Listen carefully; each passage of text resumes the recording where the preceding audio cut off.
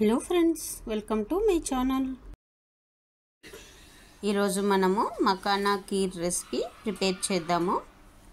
దాని కొరకు ముందుగా కడాయి వేడెక్కాక 1 టేబుల్ స్పూన్ వరకు నెయ్యి వేసుకోవాలి.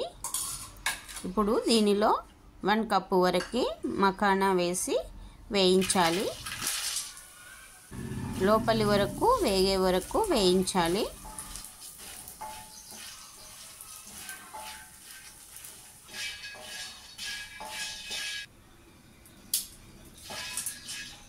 ఈ విధంగా కొద్దిగా కలర్ చేంజ్ కావాలి. కలర్ చేంజ్ అయ్యే వరకు వేయించాలి, అంటే లోపలి వరకు వేగాలి. వీటిని తీసి వేరొక ప్లేట్లోకి వేసుకోవాలి.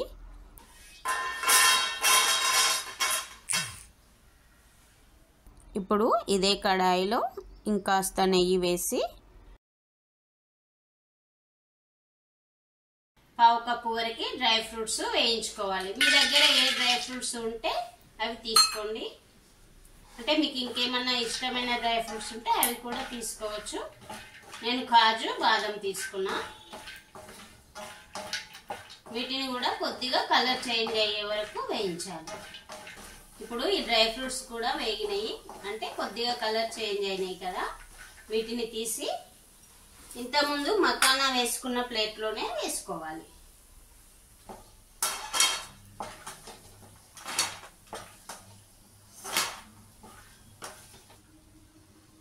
ఇప్పుడు మనము ఇదే కడాయిలోకి 1 లీటర్ వరకు పాలు తీసుకోవాలి. ఈ పాలని బాగా మరగనివ్వాలి. నేను ఆల్రెడీ కాగబెట్టిన పాలనే తీసుకున్నా. వీటిని ఇంకొకసారి మరగనివ్వాలి. పాలలో వాటర్ కలపకుండా తీసుకోవాలి. ఇప్పుడు ఈ పాలని కొద్దిగా మరగనివ్వాలి. ఇప్పుడు ఈ పాలు మరిగే లోపల మనం వేయించి పెట్టిన మకానా డ్రై ఫ్రూట్స్ని మిక్సీకి పడదాము. మకానా సగం పక్కకు పెట్టుకోవాలి, సగం మిక్సీకి పట్టాలి.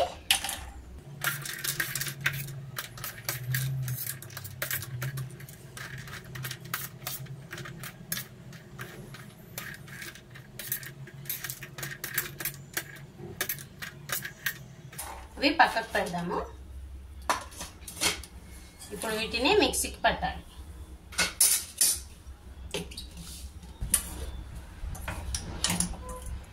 మిక్సీకి పట్టినప్పుడు ఈ విధంగా రావాలి. మరి మెత్తటి పౌడర్ లాగా కాకుండా కొద్దిగా కోర్సుగా ఉండాలి. పాలను దగ్గరకు పడే వరకు బాగా మరగనివ్వాలి. వాటర్ అస్సలు కలపొద్దు పాలల్లో. పాలు ఈ కలర్లో ఎందుకని అంటే మనం డ్రై ఫ్రూట్స్ వేయించేటప్పుడు అడుగున కొద్దిగా నెయ్యి మిగిలిపోయింది కదా, అందులో అలాగే పాలు వేసేసరికి ఈ కలర్లో వచ్చినాయి. పాలు ఈ విధంగా బాగా మరిగిన తర్వాత మనం మిక్సీకి పట్టి పెట్టిన డ్రై ఫ్రూట్ పౌడర్ ఉంది కదా, దాన్ని వేయాలి.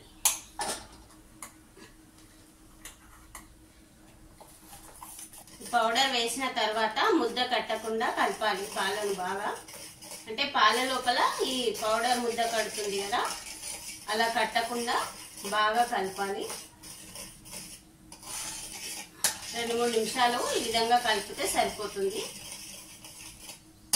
ఇప్పుడు ఇందులో 1/2 కప్పు కంటే కొద్దిగా తక్కువ షుగర్ వేసుకోవాలి.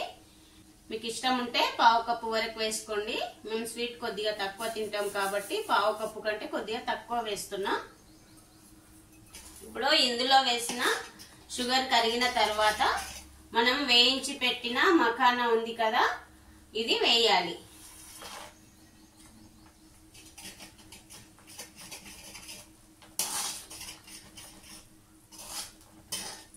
ఈ మకానా కొద్దిసేపు అయితే ఉడుకుతుంది, అంటే ఒక 5 మినిట్స్ పడుతుంది. అప్పటి వరకు ఉడికించాలి.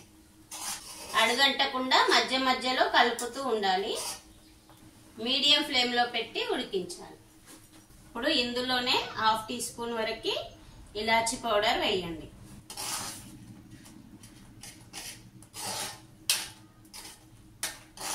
ఇప్పుడు మకానా ఉడికిందేమో చూద్దాం.